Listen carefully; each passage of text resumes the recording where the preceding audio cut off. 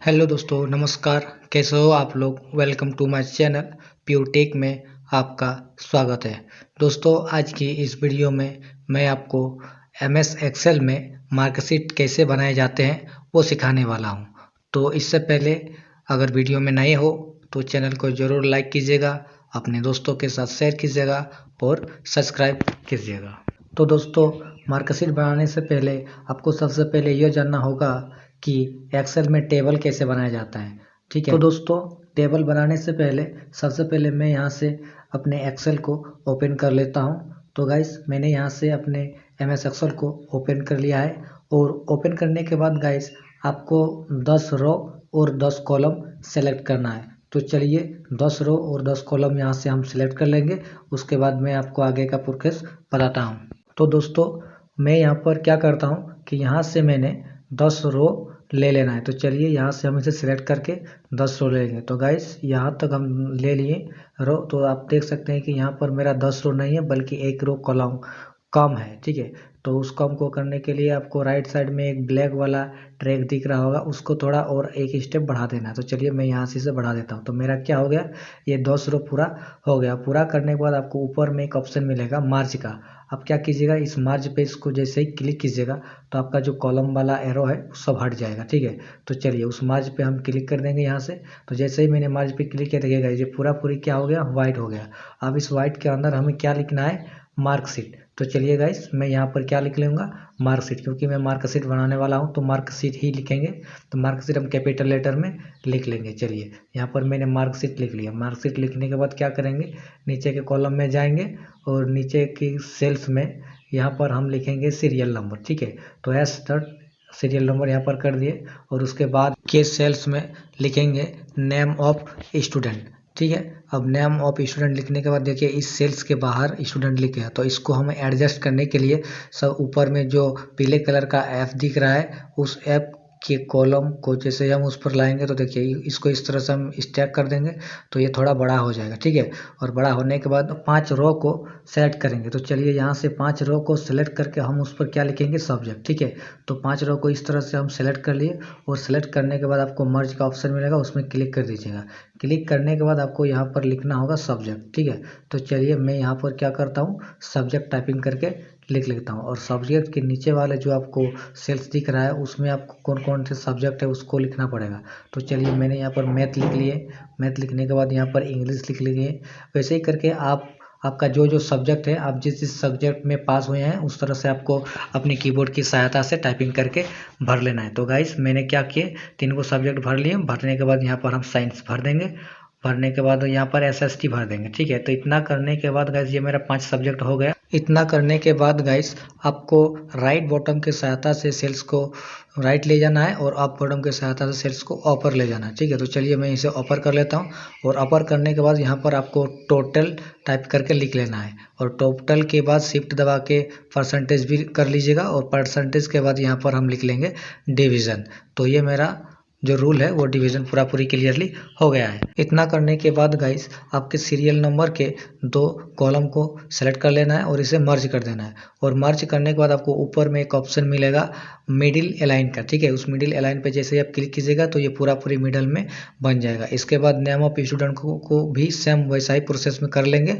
और करने के बाद फिर से आपको क्या करना पड़ेगा, टोटल में जाएंगे। टोटल के भी 2 कॉलम को हम सेलेक्ट करेंगे और यहाँ से क्या कर देंगे, मर्ज। मर्ज करने के बाद इसे मिडिल में लाएंगे। ठीक है, तो ऐसे ही करके सेम परसेंटेज को भी कर लेते हैं गाइस। चलिए यहाँ से मैं परसेंटेज को सेम तरीके से इसको सेलेक्ट कर लिया। यहाँ से सेलेक्ट करने देंगे गाइस, थोड़ा सेलेक्ट नहीं हुआ है। सेलेक्ट करने के बाद यहाँ से हम मर्ज कर देंगे और मर्ज करने के बाद यहाँ से मिडिल कर लेंगे।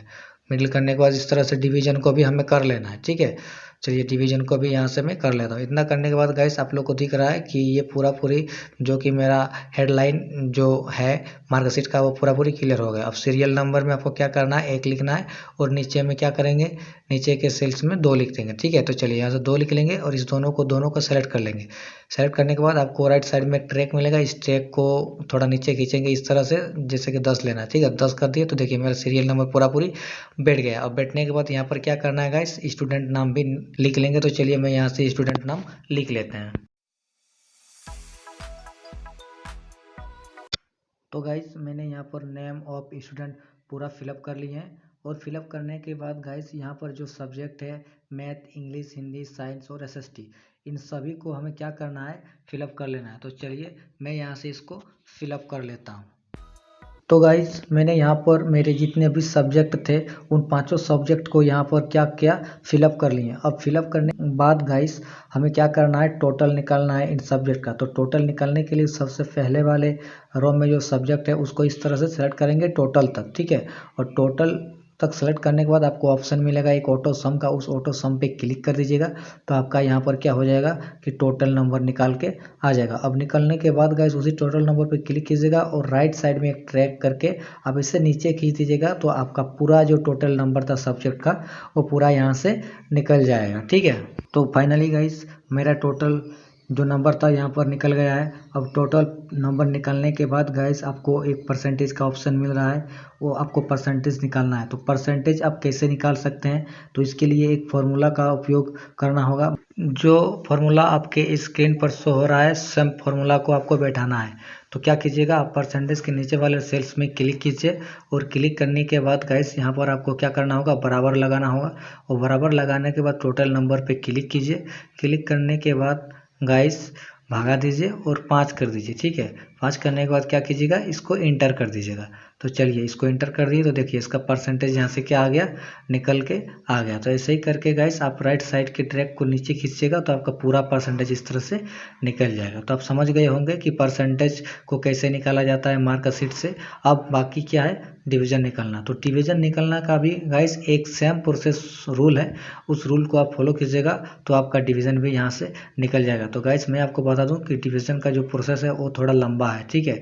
तो वीडियो लंबा होने से कोई दिक्कत नहीं है, आप लोगों को पूरा समझ में आना भी चाहिए। तो चलिए इस डिवीजन के फॉर्मूला क्या है मैं आपको स्क्रीन पर शो कर रहा हूँ। तो गाइस मैं यहाँ पर बराबर दे दिए और बराबर देने के बाद IF करेंगे और शिफ्ट दबा के ब्रैकेट बंद कर देंगे और फर्स्ट वाला परसेंटेज जो है उस पर क्लिक करेंगे और यहाँ पर 60 डिग्री लिखेंगे, ठीक है। और 60 डिग्री लिखने के बाद कॉमा देंगे, उसके बाद डबल कॉमा देंगे, फर्स्ट लिखेंगे, उसके बाद डबल कॉमा देंगे और सिंगल कॉमा देंगे। अब फिर से आपको क्या लिखना है, इफ।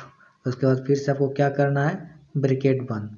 चलिए ब्रैकेट बंद कर दिए। अब फिर से फर्स्ट वाला जो परसेंटेज है उस पर क्लिक कीजिए और क्लिक करने के बाद गाइस यहाँ पर आपको देना पड़ेगा ग्रेटर देन। क्या देना पड़ेगा, ग्रेटर देन। तो चलिए यहाँ पर ग्रेटर देन दे दिए। अब यहाँ पर आपको 45 डिग्री लिखना होगा, ठीक है। तो 45 लिख लिए, उसके बाद सिंगल कॉमा देंगे, डबल कॉमा देंगे और यहाँ पर क्या करेंगे, सेकंड। चलिए सेकंड लिख लिए। सेकंड लिखने के बाद फिर से यहाँ पर डबल कॉमा देंगे।